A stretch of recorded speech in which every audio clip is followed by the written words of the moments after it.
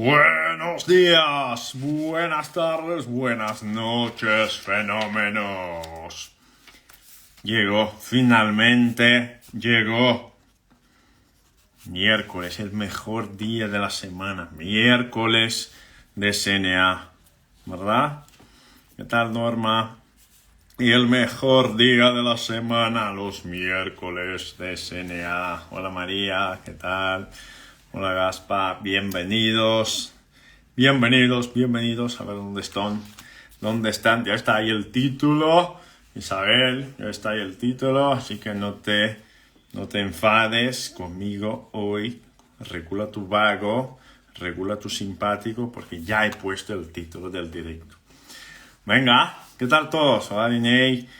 Déjame ver aquí los mensajes de Ruby. Aquí Ruby, tengo aquí mis pequeñas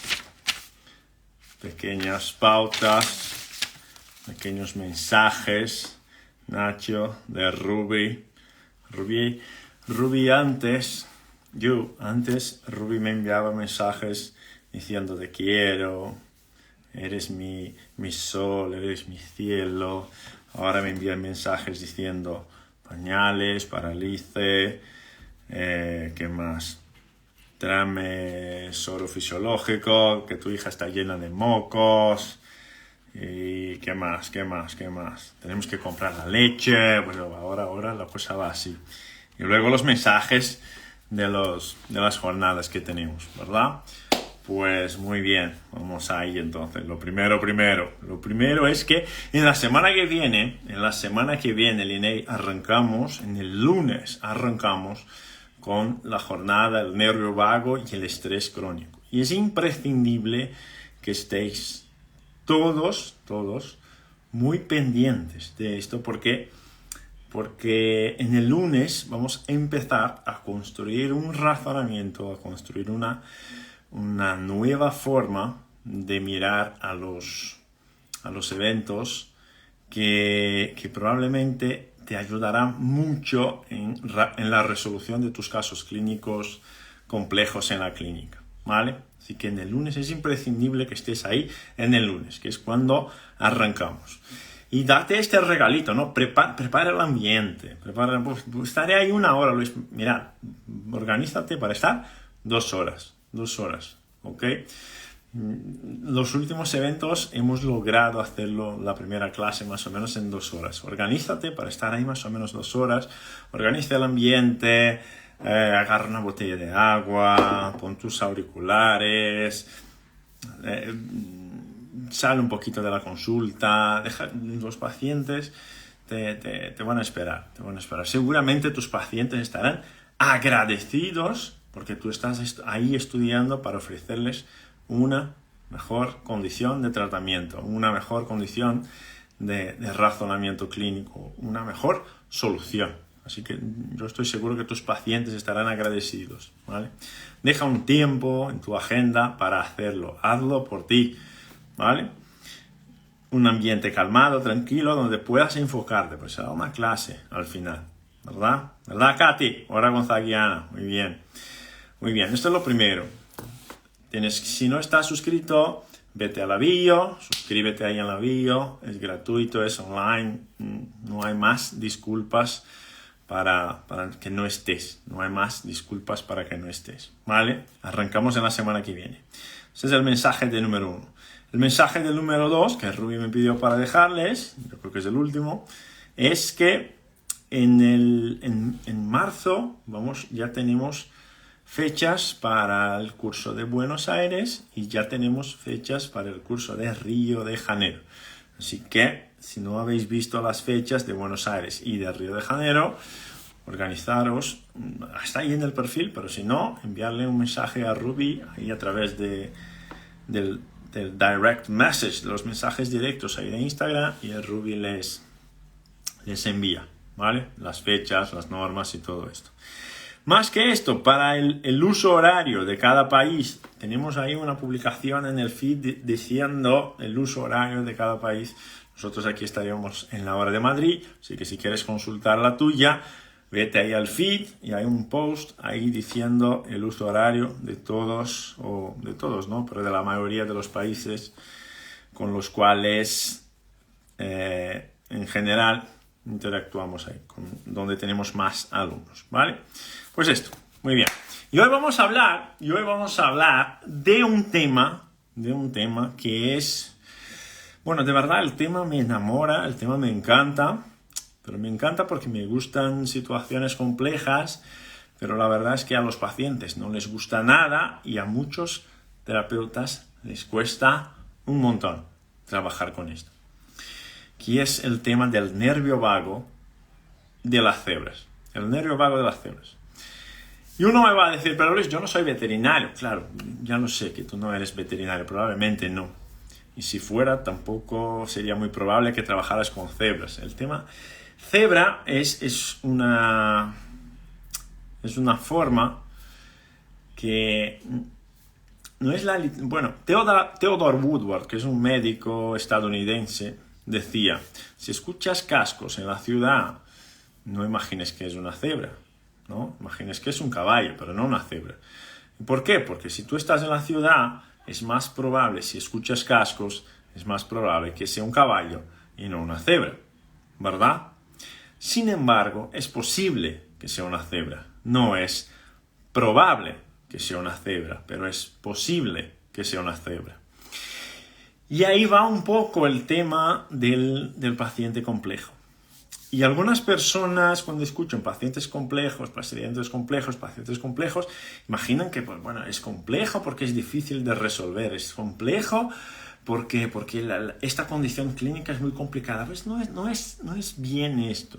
Hay una definición científica, por lo increíble que parezca, si no te suena, hay una definición científica. Si te metes en PubMed, que es de donde la principal base de datos, de donde sacamos los papers, y escribes ahí en los descriptores de PubMed, Complex Patient, te saldrán muchos artículos científicos aclarando un poquito cuál es la idea cuál es la definición de un paciente complejo, ¿vale?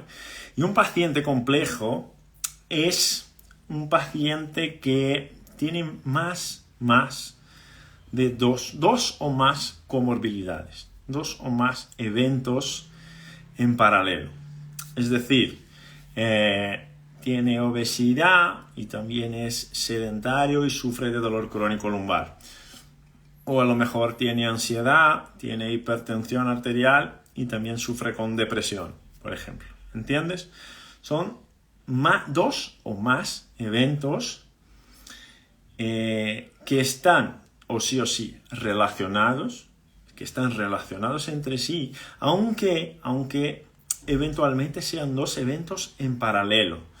No es que un evento sea la causa del otro. Puede ser que uno sea la causa de otro, pero en general no. En general son eventos en paralelo, donde la presencia de uno va a exacerbar los síntomas de otro.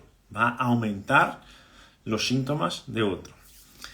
Pues, ¿podrías explicarme esto un poquito más, Luis? Claro. Por ejemplo, si estamos hablando de un paciente que sufre de dolor crónico, si estamos hablando de un paciente que sufre de dolor crónico y también sufre o tiene una mala calidad de sueño, por ejemplo, o tiene insomnio, ahí tenemos una relación bidireccional. Es decir, el insomnio puede aumentar la percepción de dolor crónico, así como el dolor crónico puede empeorar el insomnio. Son dos cosas distintas, dos cosas que han tenido un punto de start, un punto de principio totalmente distinto de una cosa de la otra. Pero al estar ambas juntas, una potencia la otra, en una dirección no positiva. ¿Vale? Entonces, pacientes complejos, cebritas, en general, tienen esta categoría clínica, tienen estas características clínicas, mejor dicho, ¿vale? Suman eventos. Muy bien. Y al sumar eventos, ¿qué nos llama la atención? ¿Qué te llama la atención, Fenómeno? Cuando Cuando recibes un paciente, tenemos casi 300 personas aquí en el directo, te llega un paciente, es un paciente complejo, es un paciente que tiene múltiples síntomas, múltiples condiciones. Por ejemplo, tiene riesgos biológicos como la obesidad, tiene riesgos conductuales como un estilo de vida sedentario, por ejemplo, tiene riesgos psicológicos como estados de ansiedad, riesgos sociales porque vive aislado o no tiene relaciones sociales funcionales, por ejemplo. Entonces, es un paciente que tiene múltiples elementos de riesgo. Cuando te llega un paciente así, ¿cómo arrancas? ¿Cómo arrancas? Yo te pregunto, ¿cómo arrancas? Porque es un paciente, por ejemplo, que te llega a la consulta y que lo primero que tiene la necesidad es de hablar. Es verdad, ¿sí o no? Lo primero que tiene la necesidad es de hablar. Tiene que hablar. Yo, en mi consulta, en general, para la primera consulta, ya dejo el tiempo de la primera consulta más o menos organizado ahí entre hora y media y 2 horas, justo porque estos pacientes cuando vienen, y en mi consulta suelen venir muchas cebritas, estos pacientes cuando vienen a la consulta necesitan de tiempo para explicarte todo, ¿no? ¿Cómo empezamos con estos pacientes? Así, conducimos el discurso, les vamos dirigiendo el discurso, vamos haciendo preguntas para conducir la anamnesis. ¿Cómo conducís vosotros? ¿Cómo conducís vosotros? Porque cuando llega este tipo de paciente, en cuanto me van contestando ahí en el chat, cuando llega este tipo de paciente, lo primero que imaginamos es el sistema nervioso está alterado. El sistema nervioso está alterado. O el sistema muscular está alterado. O el sistema autónomo está alterado. O el sistema cardíaco está alterado, o el sistema energético está alterado, el energético digo de metabolismo. ¿Cómo arrancáis? ¿Cómo arrancáis? ¿No? El paciente empieza a hablar, muy bien, y entonces yo arranco ahí, un poco como Mónica. ¿Qué quieres? ¿Por qué vienes aquí? Fenómeno. ¿Cuál es tu objetivo? Pum. Y ahí, me repito, ¿en qué te puedo ayudar? ¿Y por qué empiezo así? ¿Por qué empiezo con ¿en qué te puedo ayudar? Yo no les pregunto ¿cuál es tu queja? ¿A qué vienes? No, yo les pregunto ¿en qué te puedo ayudar? ¿Y por qué les pregunto de esta manera? Porque en general estas personas ya tienen ahí un curso clínico, una búsqueda por una solución de más o menos entre 4 y 7 años. Entre 4 y 7 años. Es más o menos el rango que estos pacientes suelen, el rango de tiempo que estos pacientes suelen tener dentro del sistema de salud hasta encontrar más o menos un diagnóstico o una solución para su problema. Entre 4 y 7 años. Es decir, estás recibiendo un paciente que tiene ahí entre 4 y 7 años de tratamiento, entre 4 y 7 años de informaciones que le han sido ofrecidas, buenas y malas, y de soluciones pobres. Soluciones pobres. ¿Por qué me dices que son soluciones pobres? Porque está en tu consulta, ¿verdad? Si está en tu consulta y sigue buscando una solución y estamos imaginando que el vago tenga algo que ver con esto, es porque las soluciones anteriores fueron soluciones pobres. Ok. Entonces, cuando estamos ahí, lo primero que el paciente empieza a hablar, lo primero que vemos, lo primero que identificamos en estos pacientes es que el discurso en general, a ver si me equivoco, decírmelo por ejemplo, pero el discurso en general, el relato del paciente en general, es un relato que no es lineal, ¿verdad? No es lineal. Entonces empieza a hablar de cómo arrancó todo esto. Es que esto arrancó, que me duele la columna lumbar.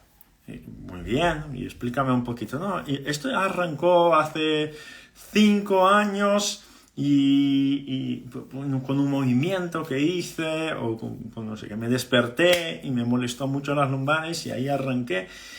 Y luego empecé a tratar, pero luego se han pasado 2-3 meses y empiezo con gastritis y el tiempo va avanzando y un día empiezo con insomnio y luego ahora tengo dolor lumbar y tengo gastritis y tengo insomnio.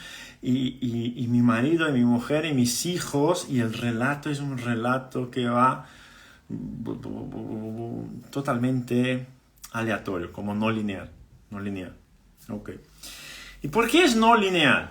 ¿Por qué es no lineal? Porque no es un relato de pasó esto, yo hice esto no funcionó y ahora estoy aquí para trabajar contigo. ¿Por qué no es un relato lineal? Porque los relatos lineales, fenómenos, los relatos lineales, los relatos de arranco aquí, pasó esto, traté así, está resuelto. Este relato es un relato de los caballos. Es un relato de los caballos.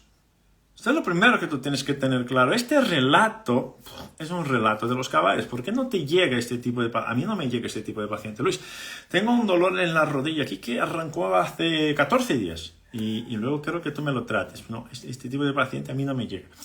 ¿Por qué? Porque este tipo de paciente, en general, el primer terapeuta que le trata ya resuelve el problema. El primer terapeuta que le trata, en general, ya resuelve el problema. Y por lo increíble que parezca, si no hubiera buscado un terapeuta, también es probable que de alguna manera o de otra estaría sano. Se sanaría y ya, listo. Porque esta es la respuesta común. Esta es la respuesta de los caballos. Esta es la respuesta esperada. Pero en la cebra, fenómenos, en la cebra no es así. En la cebra no es así. La cebra en general no adapta, la cebra sensibiliza. Así que apunta esto ahí, lo primero que tú tienes que apuntar ahí. Cualquier condición de salud, vamos a hablar de dolor, por ejemplo, cualquier condición de salud, pero vamos a hablar de dolor. En una condición de dolor, te toca un dolor, cuello, hombro, lumbares, lo que sea, tu sistema tiene dos posibilidades ahora. Te ha tocado un dolor, tu sistema tiene dos posibilidades. O adapta o sensibiliza. O adapta o sensibiliza. Apunta esto. Tu sistema, cuando llega un desafío homeostático, cuando llega un desafío metabólico, cuando llega un desafío alostático, tu sistema tiene dos posibilidades. O adapta o sensibiliza. El sistema de la cebra sensibiliza. El sistema de la cebra no adapta. No adapta bien o no adapta fácil. Ok, pues esta es la primera cosa que tú tienes que estar pendiente. El sistema de la cebra no adapta fácil. Muy bien. Y al tener un sistema que no se adapta fácil, este es tu momento, fenómeno. Al tener un sistema que no se adapta fácil, ¿cómo está la flexibilidad metabólica? Les pregunto, al tener un sistema que no se adapta fácil a la dieta, no se adapta fácil al ejercicio físico, no se adapta fácil a pequeños cambios en los hábitos, en las costumbres de la rutina. Al tener un sistema que no se adapta fácil, la flexibilidad metabólica, la flexibilidad homeostática, ¿qué tal está? ¿Está alta o está baja? Está muy baja, ¿verdad? Está muy baja. Así que este paciente es el paciente que te comenta, que su vida es más o menos organizada. Pero Luis, esto no me cuadra, te explicaré. Más o menos organizada. Fijaros, podemos tener una cebrita que nos dirá aquí, en esta categoría, de este lado aquí, nos dirá: Luis, yo como súper sano, yo intento dormir bien, gestiono mi estrés, practico actividad física, no como nada de harinas y azúcares. Si como algo de harinas y azúcares me sienta fatal. Si no hago ejercicio me sienta fatal. Si no duermo bien me sienta fatal. Así que yo regulo esto todo, pero sigo mal. Es decir, flexibilidad metabólica, flexibilidad homeostática, baja. No se adapta a nada más que no sea Este esquemita que está aquí. Ok. Ahora vamos para la otra punta, la otra extremidad, el otro extremo de la balanza. ¿Qué es? Luis, mira, es que para mí es imposible hacer una dieta. De verdad, es imposible hacer una dieta. Es imposible seguir un plan alimenticio. ¡Buah! Es que me vuelve imposible. Me altera totalmente el humor. Mi vida se complica muchísimo. Tengo que ir al supermercado.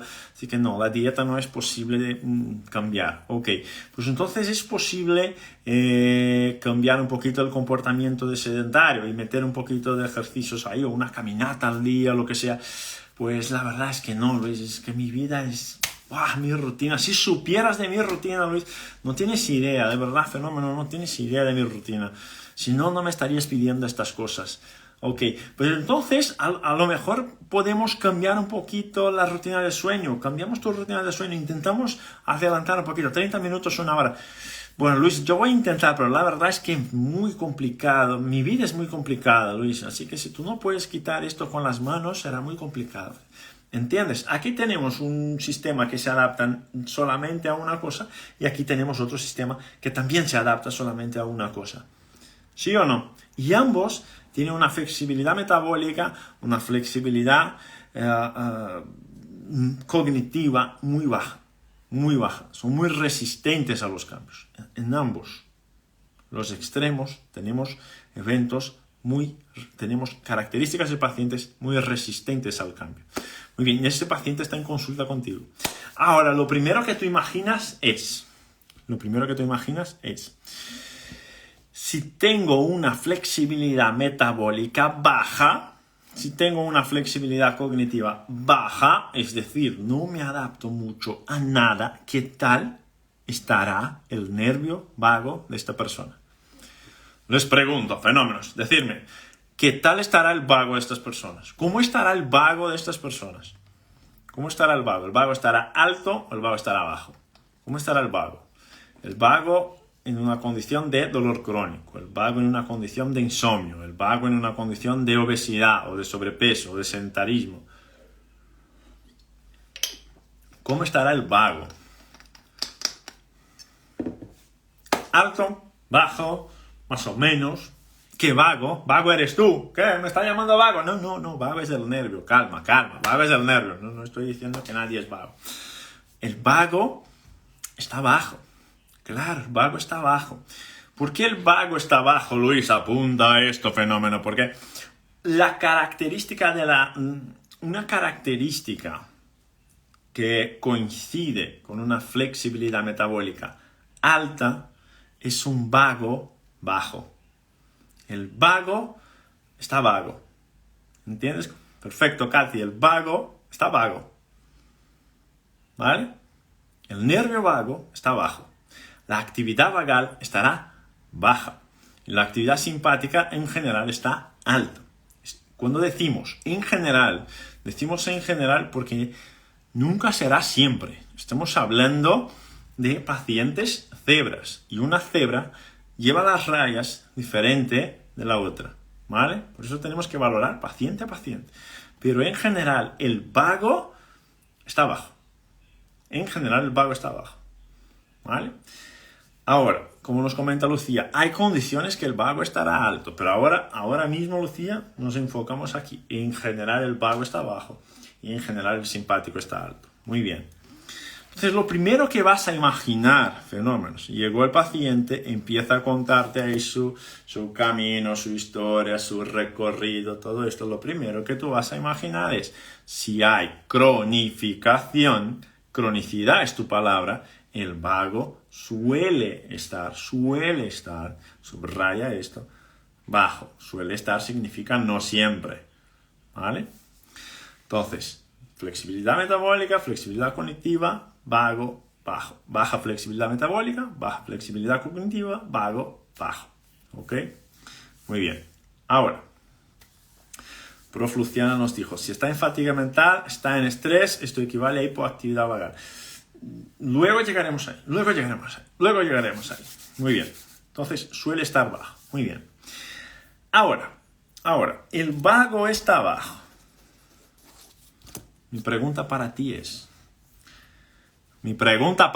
es, no empecemos ahora, no empecemos a darle vueltas, pero no hay situaciones donde el vago estará alto.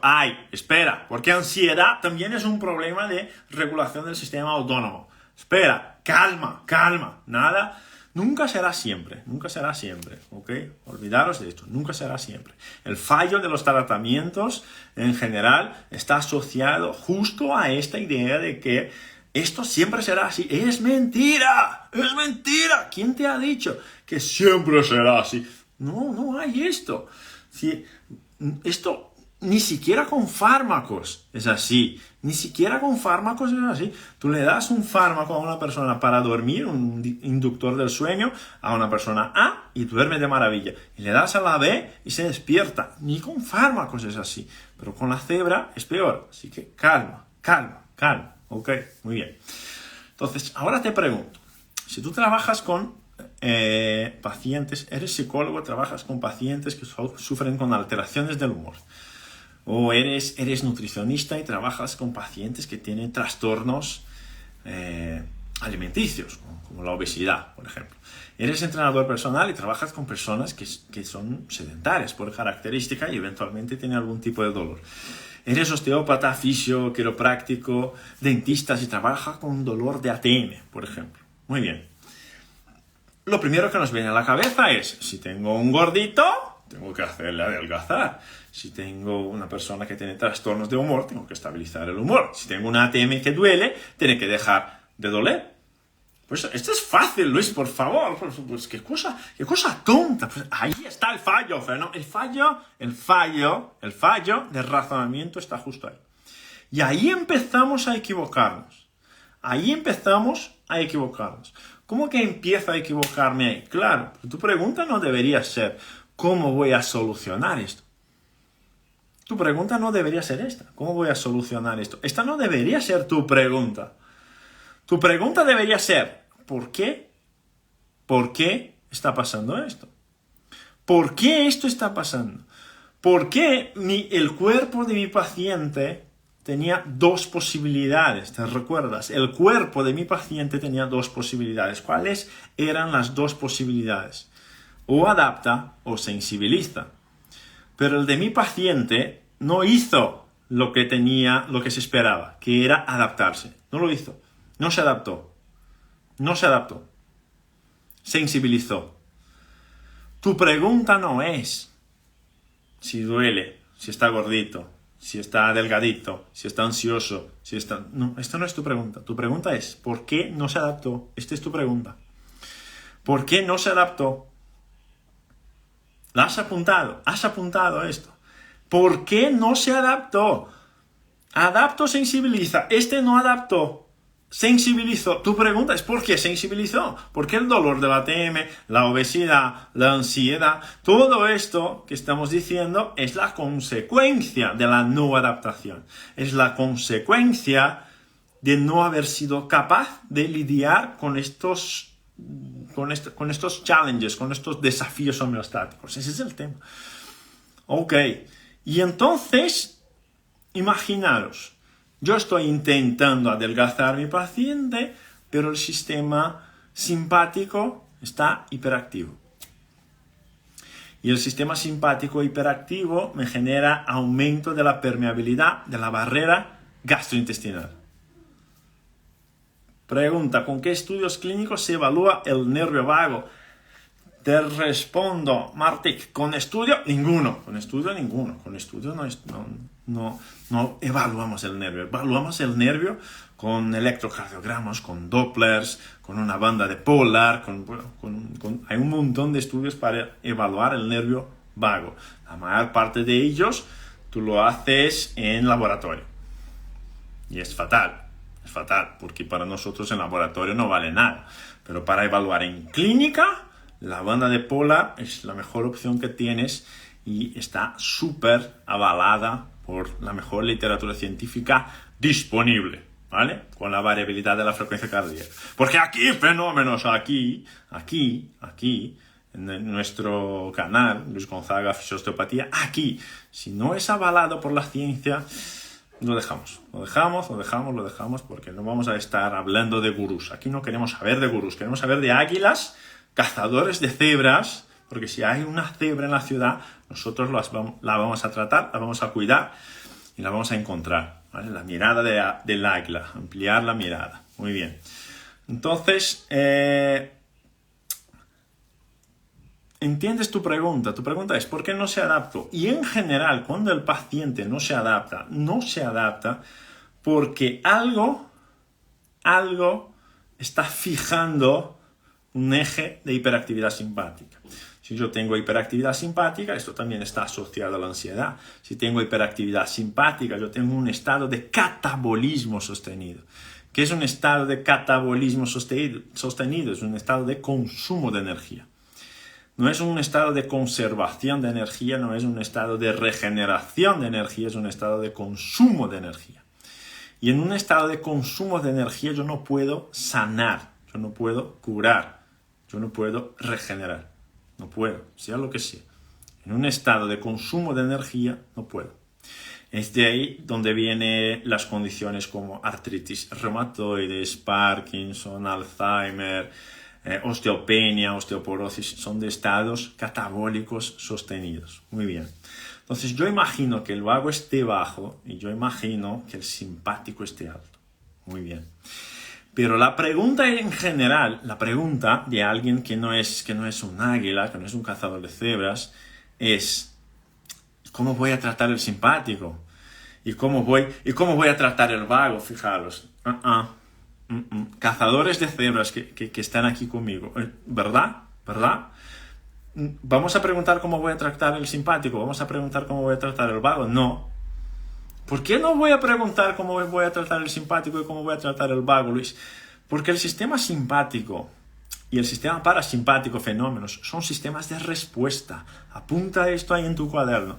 El sistema nervioso autónomo es un sistema de respuesta. Ok, ¿y qué tiene esto que ver con lo que yo tengo que apuntar aquí? Es que fenómeno, si no te gusta la respuesta, cambia la pregunta, ¿entiendes? El paciente está estresado, ¿qué tiene que hacer? ¿Salir en vacaciones? No, tú tienes que descubrir por qué el paciente está estresado.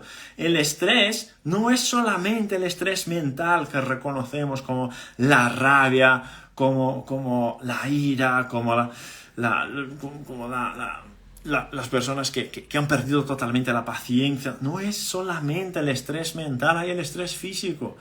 La diabetes es un estrés físico, la hipertensión arterial es un estrés físico, las patologías cardíacas son estreses físicos.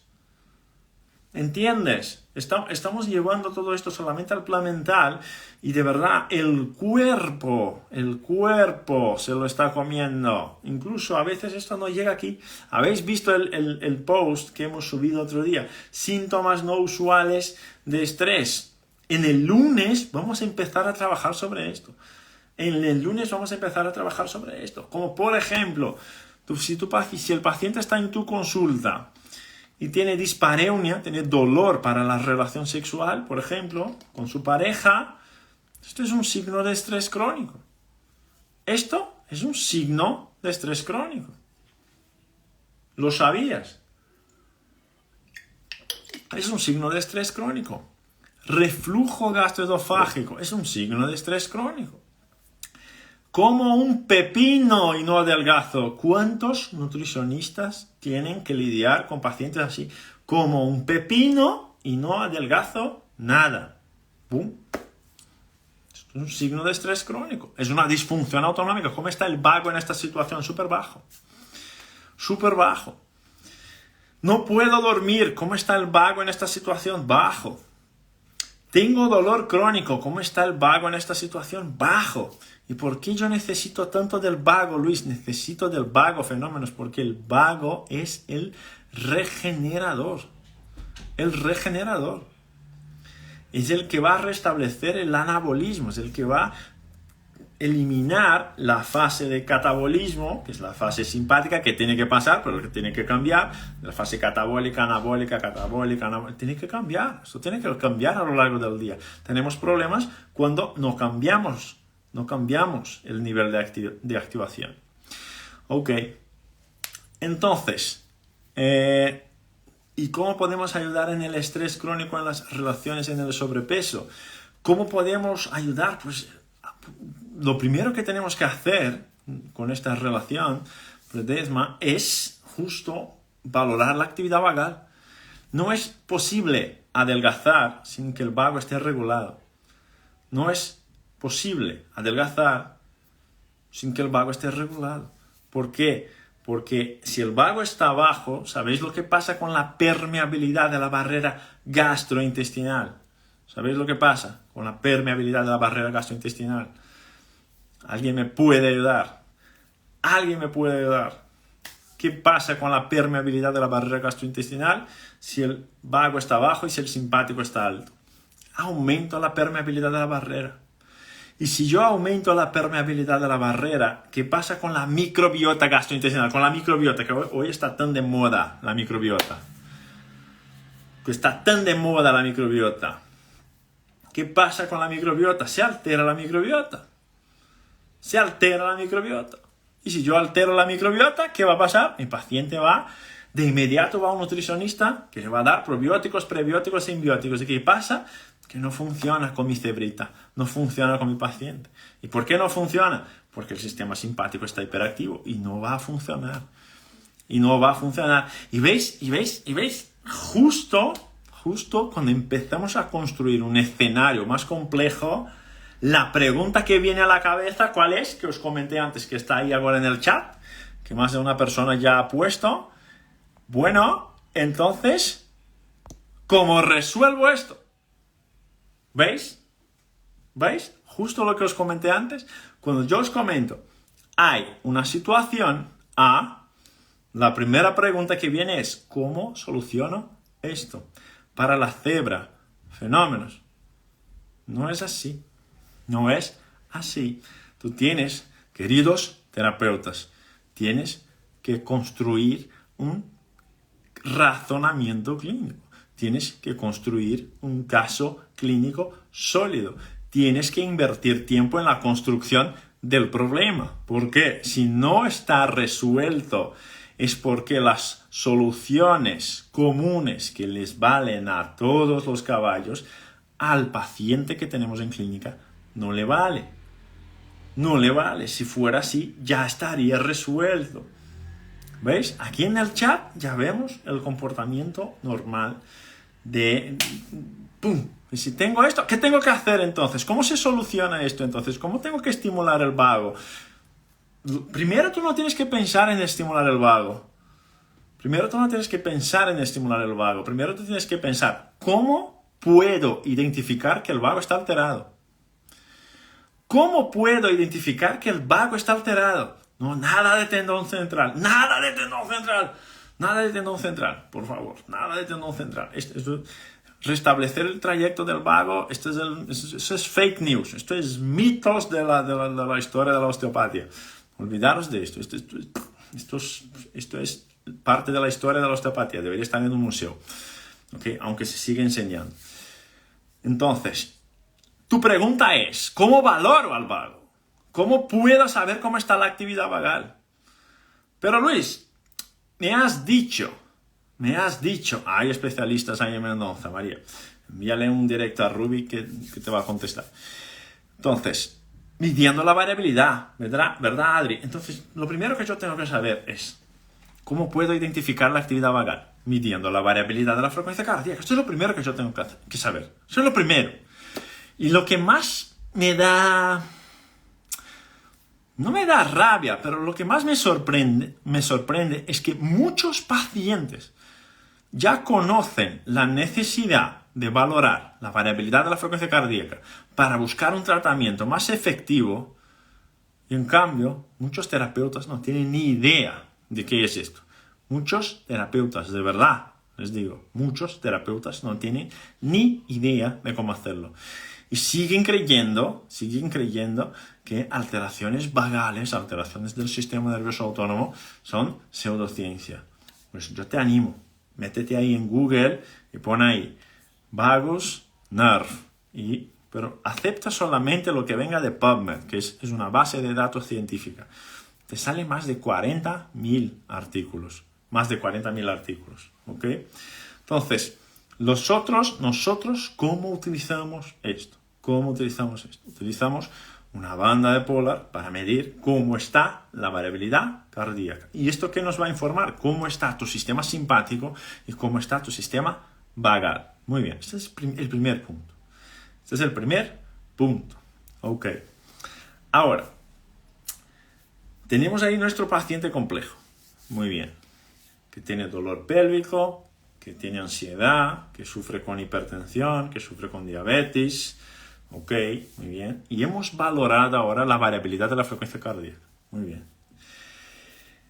Y lo que pasa, fenómenos, es que, ¿por qué tenemos que valorar siempre?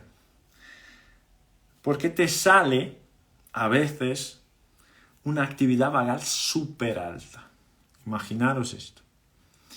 El paciente duerme mal, el paciente tiene estreñimiento, el paciente se despierta con fatiga por la mañana, con cansancio, el estado de ánimo, ni lo vamos a comentar, sufre con dificultad para pérdida, para adelgazar, y tú le vas a medir, ¡pua! Y sale una actividad vagal por las nubes, súper alta, mucho más alta de lo que esperabas. ¿Es posible pasar esto, sí o no? ¿Es posible pasar esto, sí o no? Decírmelo, cazadores, por favor. ¿Es posible que pase esto? Que salga una super actividad vagal. ¿Sí o no? Es posible que te salga una super actividad vagal. ¿Y por qué estamos diciendo esto? ¿Te recuerdas al principio que hemos dicho caballos y cebras? La cebra no tiene un patrón de respuesta esperado. Por esto nosotros decimos, no suponemos, probamos. ¿Y por qué probamos? Porque el sistema a veces nos sorprende. ¿Y cómo nos sorprende? Nos sorprende porque en un momento que yo espero una hiperactividad simpática puede venir con una hiperactividad vagal. ¿Y cuándo esto suele pasar más, Luis? Cuando el paciente toma beta bloqueantes. Beta bloqueantes, beta bloqueadores, beta bloqueantes. Lo primero. Fármacos, medicaciones para el sistema cardíaco, para los receptores beta. Estos fármacos suelen borrar la información. Y bueno, hay otros fármacos también que pueden borrar la información. Por ejemplo, la melatonina puede borrar la información. ¿Ok? Y entonces, ahí te puedes confundir. Porque puedes medir la variabilidad de la frecuencia cardíaca. Y al medir la variabilidad de la frecuencia cardíaca, lo que puedes encontrar es un tono vagal súper alto. Cuando de verdad el paciente está en una hiperactividad simpática. ¿Y cómo voy a saber que esto está pasando? Con la anamnesis, con la entrevista. Por esto, tú construyes todo esto con lo que hemos dicho en el directo pasado. Tú construyes este razonamiento con lo que hemos dicho en el directo pasado. Las medicaciones pueden cambiar la actividad vagal. Claro que sí. Claro que pueden. Más que esto, arritmias pueden cambiar la actividad vagal. ¿Ok? Muy bien. Está perfecto. Fijaros lo que está diciendo Dayala. Que es, para mejorar la actividad vagal, tener horarios regulares, comer bien, ejercicio y estilo de vida. Está perfecto. Pero te recuerdas, Dayala, de lo que hablamos al principio. Hablamos de dos categorías. Una categoría de personas que están aquí y otras categorías de personas que están aquí. Y la categoría de personas que estaba aquí comía bien, dormía bien, tenía horarios súper regulares, hacía todo de maravilla, el estilo de vida era maravilloso y seguían mal. ¿Y ahora qué hago? Si esto está pasando? ¿Y ahora qué hago? Porque ahora no hay más solución. ¿Qué hago? Ya he corregido todo lo que tenía que corregir y ahora qué hago. Ok. No se puede medir la variabilidad de la frecuencia cardíaca de otra forma, fenómenos. Solo se puede medir así. Se puede medir otras cosas, pero la variabilidad de la frecuencia cardíaca solamente así. ¿Vale? Muy bien. Entonces, taquicardias no. Taquicardias no. Arritmias sí. Muy bien. Punto 1. Punto 2. Punto 2. El vago en la cebra en general está alterado, tiene alterado su ritmo circadiano. El vago en la cebra en general tiene invertido su ritmo circadiano. ¿Qué significa esto? Significa que el vago en la cebra, fenómenos, por la mañana es más alto y por la noche es más bajo. Apunta esto. El vago de la cebra en general por la mañana es más alto. Así que si estás midiendo a tu paciente por la mañana y te sale una RMSSD, un tono vagal alto por la mañana, ya empiezas a sospechar de que algo hay. Algo hay. ¿Ok? Extrasístoles en general no. Moroquia, pero arritmia sí. ¿Ok? Si el vago de tu paciente por la mañana te resulta súper alto, ya empiezas a sospechar de que hay algo. ¿Por qué? Porque tu paciente tiene hipertensión, diabetes, ansiedad, esclerosis múltiple, artritis reumatoide, insomnio, lo que sea, es súper estresado y te sale un vago alto. Esto no cuadra. Si no cuadra, en general hay rayas. Cata, no entendí algo. Puede existir una hiperactividad vagal por administración de beta bloqueadores. Perfecto. Puede tener todos los síntomas de una hiporreactividad. Eso es porque... Y ahí no entendí qué has puesto. Puede tener todos los síntomas de una hiporreactividad. Esto es porque... No sé. No entendí qué has escrito ahí. ¿Vale? Bien. Más elementos que tú tienes que sospechar. Que en la cebrita estará alterado. T2 en la cebrita estará alterado. ¿Qué es T2, Luis? Bueno, cuando hablamos de SMA integrativo, cuando hablamos de sistema nervioso autónomo integrativo, y sistema nervioso autónomo es integrativo porque integra estilo de vida, nutrición, ritmos circadianos, ejercicio físico, bueno, todo esto, cuando encajas todo esto ahí en tu razonamiento clínico, T2 T1 es el eje de estrés. T1, cuando mides T1, este es el eje de estrés. T1 tú mides, pon la banda, conecta la aplicación en tu celular, que es gratis la aplicación, la banda no. Y luego te tumbas en decúbito supino, lo grabas por 5 minutos, esto es T1. Muy bien, esto es T1, ya lo tenemos. Grabamos en T1, que es el eje de estrés, ahora vamos a grabar en T2, que es el eje de la reactividad. Muy bien. El eje de la reactividad, en general, en la cebrita está alterado. En general, en la cebrita está alterado. Así que elige una pauta. Yo quiero una pauta parasimpática. Luis, yo voy a probar una pauta parasimpática. Voy a probar la respiración 6-6. Pues muy bien, prueba la respiración 6-6. Y la respiración 6-6, en un caballo, en una persona común, que se adapta fácil, ¿cómo debería ser la resultante de la respiración 6-6? Debería subir el tono parasimpático. ¿Ok? Respirar 6-6, como tenemos ahí en el feed, la respiración 6-6 debería resultar en una resultante parasimpática, un aumento del vago. En la cebrita pasa al revés. ¿Cómo pasa al revés en la cebrita? Sí, estimula el sistema simpático. Respirar de manera lenta en la cebrita estimula el simpático. Fijaros qué locura. En la cebrita, respirar de forma lenta puede ser que esté activando el sistema simpático, no el sistema vagal. ¿Y qué es lo que se recomienda para que uno se relaje, para que uno se ponga tranquilo, para disminuir la ansiedad? Se recomienda la respiración lenta.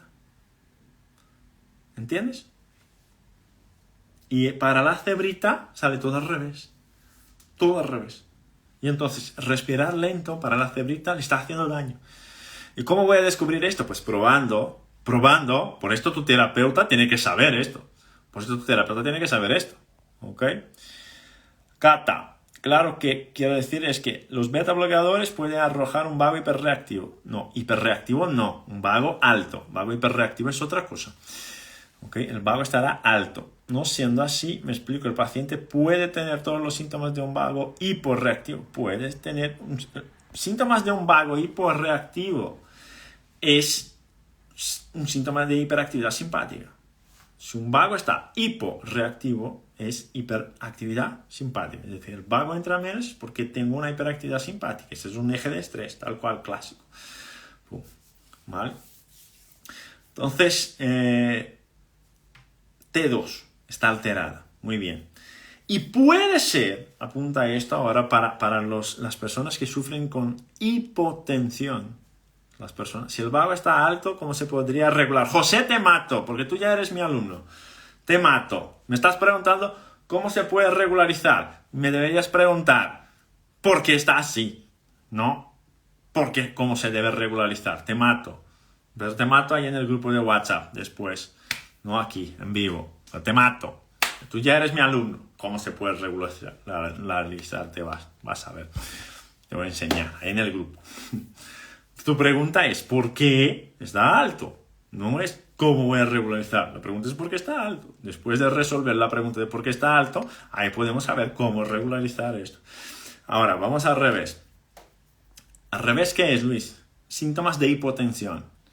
Síntomas de hipotensión. Me pongo de pie, me mareo. Me pongo de pie, se me baja la tensión arterial. Me pongo de pie, me genera una bradicardia. ¿Entiendes? ¿Ok? Entonces, para estas personas que al ponerse de pie, para estas personas, apunta esto ahí, para estas personas que al ponerse de pie tienen signos de hipotensión, al cambiar de posición tienen signos de hipotensión, para estas personas vas a probar la actividad simpática. Para estas personas tú tienes que probar la reactividad simpática, no la reactividad vagal, porque para estas personas en general el vago está muy reactivo. Para estas personas en general el vago está muy reactivo. Muy bien. No, es broma, no le voy a matar, es broma. Solo para reír un poco. Es broma, José, no te preocupes, es broma. Para estas personas que sufren con disminución de la tensión, mareos, desmayos, al cambiar de posición, tú tienes que probar la reactividad simpática, no la reactividad vagal. ¿Ok? Para estas personas tú tienes que probar la reactividad simpática. Perfecto. Ahora, apunta a esto, fenómeno. Apunta a esto porque tú tienes ahí un montón de pacientes en tu clínica que no estás pudiendo resolverlos bien o que son pacientes que se van y se vienen, se van y se vienen, se van y vuelven, van y vuelven, van y vuelven y seguirán así. Esto es horroroso, esto es fatal. Cualquier clínico debería avergonzarse de esto. Porque tú tienes que interrumpir esto, no resolver los síntomas y volver al paciente. Resuelve los síntomas y vuelve al paciente. Y la causa, bueno, si sigue ahí la causa, bueno. Apunta a esto. Para estos pacientes tú tienes que probar la actividad simpática. Muy bien. Ahora, es posible, que fue lo que hemos comentado en el lunes, pero el lunes es el directo para los alumnos. Es posible tener un eje de hiperactividad. Les pregunto, ¿es posible tener un eje de hiperactividad simpática en T1 y tener un eje de hipoactividad simpática en T2, sí o no? Les pregunto, para los cazadores que están aquí. La ansiedad, María, con su diversidad de síntomas físicos, ¿cómo afecta el SNA y el nervio vago? Yo te diría, María, incluso que, buena pregunta, que desde una perspectiva gonzaguiana, que es la mía, obvio, la ansiedad ya es la respuesta. La ansiedad ya es la respuesta. Una persona no nace con ansiedad, no nace ansiosa. Bueno, a lo mejor una que nace de 6 meses tal vez nazca un poco ya con síntomas de ansiedad. ¿Verdad? No aguanté los 9 meses, mamá, tuve que salir antes. ¿Verdad? No, es broma. La ansiedad ya es la respuesta. La ansiedad ya es la respuesta. ¿Ok? Entonces, si la ansiedad ya es la respuesta, esto significa que probablemente otros elementos del cuerpo están influyendo para la ansiedad, para estas crisis de ansiedad o para esta mala gestión de las situaciones que te generan ansiedad. Puede ser la microbiota, puede ser el sistema nervioso autónomo, puede ser otros estímulos viscerales de tu cuerpo que llegarán aquí en el sistema central y el sistema central no sabe cómo lidiar con estos estímulos y ahí se dispara la ansiedad. ¿Ok? Entonces, afecta mucho al vago. Incluso en los cursos que tenemos ahora de agosto y de octubre de 2022 tenemos psicólogos ahí en los grupos. Una pregunta, ¿este diagnóstico no lo envía un médico? Bueno, si el médico pide un Holter, sí, y si sabe mirar a la variabilidad de la frecuencia cardíaca, porque también, por lo increíble que parezca, hay muchos cardiólogos que no trabajan con la variabilidad de la frecuencia cardíaca. Okay. T1 y T2, doctora Leida, son los tiempos de verificación del vago, El tiempo 1 es el tiempo del estrés crónico, es decir, tu basal, estamos aquí, ¿qué tal está tu vago? Mi vago está alto, mi vago está bajo. Y T2 es el tiempo de la reactividad, es decir, yo pido una tarea que el vago tenga que activarse o tenga que inhibirse y veo cómo responde. Son cosas diferentes. Una es la tasa basal, otra es la tasa de respuesta. ¿Vale? Muy bien. Entonces, es posible tener una alteración en T1 que me diga que hay una hiperactividad simpática y también es posible tener una alteración en T2, el mismo paciente, que me diga que hay una hiporrespuesta simpática.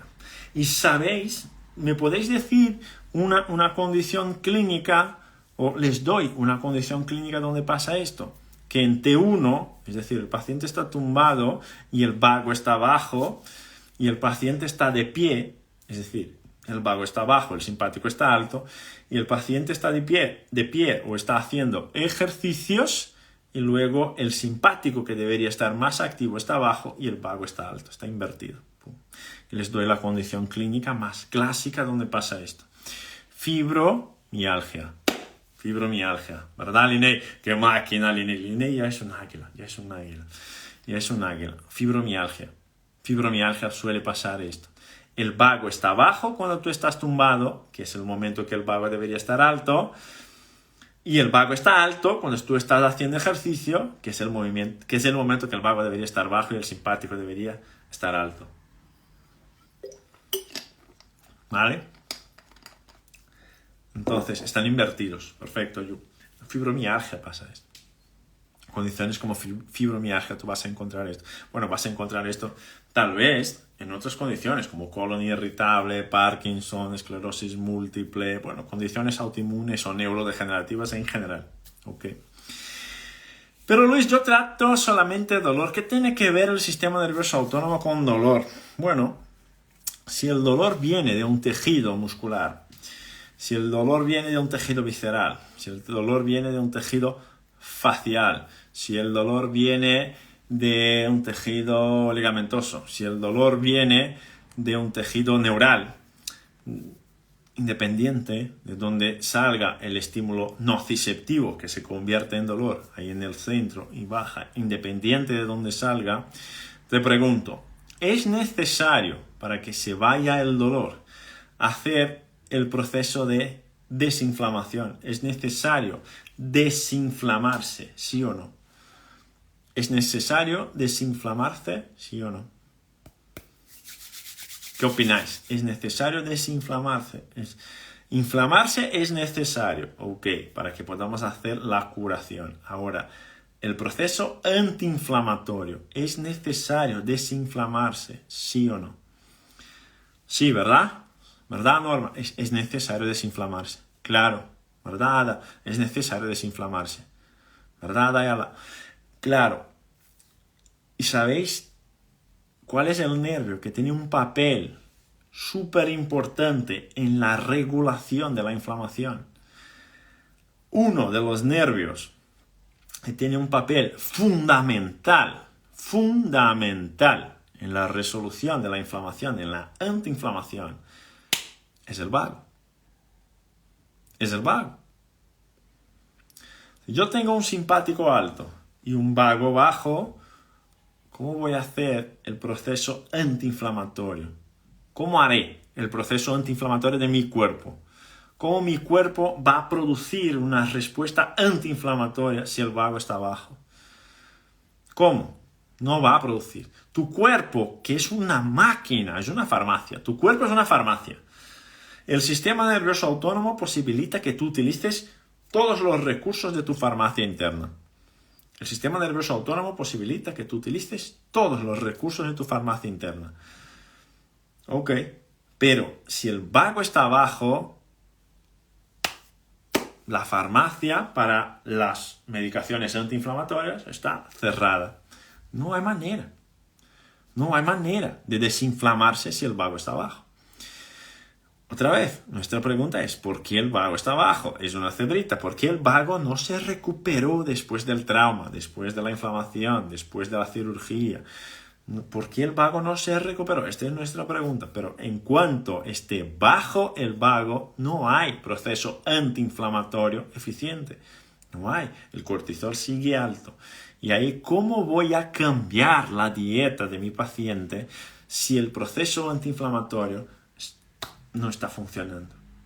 No está funcionando. Si no funciona el proceso antiinflamatorio, yo tampoco tengo analgesia si sufro con dolor crónico. Y quiero que mi paciente deje las pastillas. Deje el ibuprofeno, deje los antiinflamatorios. Claro, pero el vago no está abajo. El vago no está abajo. Está abajo. Y si el vago está abajo, no puede. El proceso de analgesia endógena no funciona bien. El proceso de analgesia endógena no funciona bien. ¿Entiendes? Y a veces no es porque no gestiona bien el estrés, porque a veces no se da cuenta de que está estresado.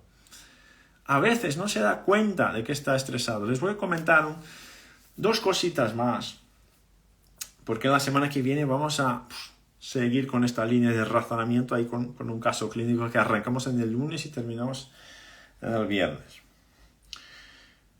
Pero si ya valió más o menos las informaciones que estamos trabajando aquí hoy, por favor, darme los corazoncitos ahí. Hay corazoncitos ahí, por favor, darme los corazoncitos, que me gusta ver los corazoncitos subiendo. Y sabemos que al menos la información está valiendo para la gente. Muy bien.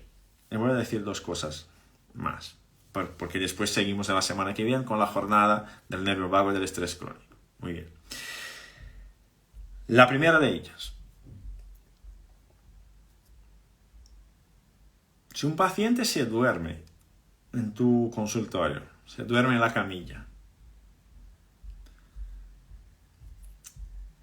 ¿el vago sube o el vago baja? Virginia, ¿cómo darse cuenta si estamos estresados? A veces es imposible. A veces solamente a través de los signos y síntomas con un terapeuta experiente para todo esto. A veces es imposible. Si nos dormimos, ¿qué debería pasar con el vago? El vago debería subir, ¿verdad? Debería subir. Muy bien. Pues os garantizo, y hay más alumnos nuestros aquí, hay cazadores de cebras aquí, hay águilas aquí, que te pueden garantizar esto, que hay pacientes que se quedan dormidos, fritos, en la camilla, en tu consultorio, y el simpático sube. Y el simpático sube. Y ahí podemos imaginar, no, pero si el sueño es profundo, no, si el sueño es profundo, el vago entra. El sueño tiene cuatro fases. La más profunda es la última, que es el sueño REM. Las tres primeras son parasimpáticas. Son vagales. Las tres primeras. Que es el sueño más liviano. No la última. La última, el sueño REM, es un sueño simpático. ¡Wow! El sueño es simpático, hay fenómenos. El sueño es simpático. El sistema nervioso autónomo es increíble. Por esto llamamos universo SNA. Por esto hay mucho que conocer. El sueño más profundo es simpático. Cuando el paciente se duerme en la camilla, debería subir al vago. Pero a veces no sube. Sube el simpático. A veces sube el simpático. ¿Verdad, José? A veces sube el simpático. Debería subir el vago. Entonces, es posible que no te des cuenta que estás estresado. Es posible. Pero no estamos hablando de ti, estamos hablando de tus pacientes. Es posible que tu paciente estés estresado y no te estés dando cuenta y estás intentando rehabilitar la rodilla, estás intentando rehabilitar las lumbares, estás intentando rehabilitar la migraña, estás intentando cambiar la microbiota y no te has dado cuenta que el paciente está en estrés crónico. Y no va a resolver. ¿Por qué? Porque no has valorado el sistema autónomo. Y el sistema autónomo regula todas las funciones vegetativas, regula todas las funciones del sistema inmune. ¿Cómo quieres resolver problemas de energía, de metabolismo, si no regulas al propio metabolismo? Ese es el motor del metabolismo, el sistema autónomo. ¿Cómo quieres administrar esto? Imposible. Bueno, información 1, esta. La información 2, que os había prometido. Información 1, el vago puede ser que baje cuando el paciente se duerme. Muy bien. Información 2. Hay una fase del estrés, que es el estrés agudo. Ok. Y obviamente, para que tú llegues al estrés crónico, fijaros, date cuenta de esto. Date cuenta de esto, Chris. Ya vamos, guapa, ya vamos, José, ya vamos. Date cuenta de esto, José. La gente dice, el problema es el estrés crónico, no el agudo. Claro, pues el tema es que para que algo se torne crónico, tú tienes que mantener el estrés agudo por mucho tiempo. Tienes que mantener el estrés agudo por mucho tiempo. ¿Ok?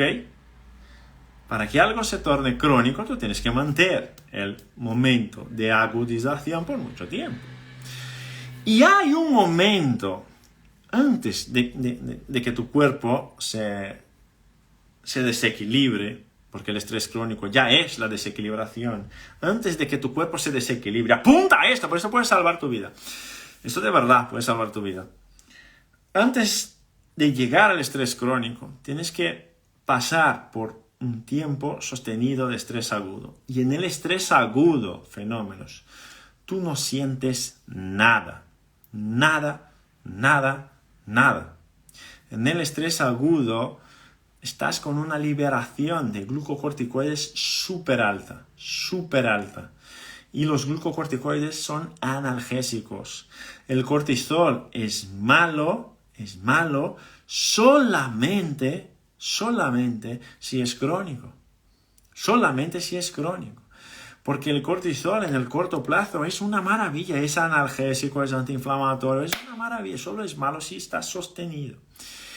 ¿Qué pasa?